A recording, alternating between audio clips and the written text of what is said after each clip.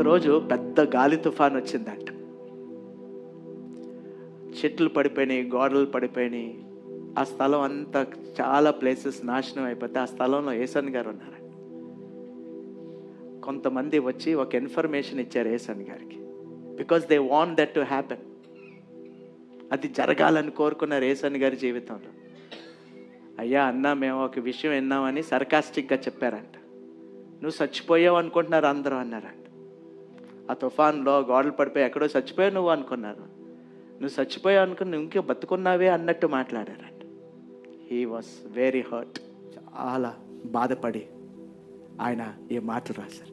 జలములలో బడి నేను వెళ్ళినా అవి నా మీద పారవు, అగ్నిలో నేను నడచినా జ్వాలలో నన్ను కాల్చజాలవు.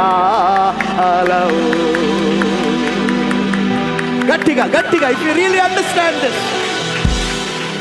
అగ్నిలో నేను నడచినా జ్వాలలో నన్ను కాల్చజాల. Hallelujah hallelujah hallelujah amen. Sing it again.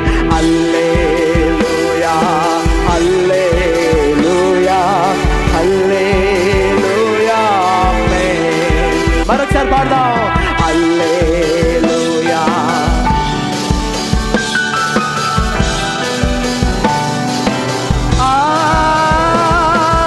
అగ్నిలో నేను నడచినా జ్వాలలో నన్ను కాల్చజాలవు, అగ్నిలో నేను నడచినా.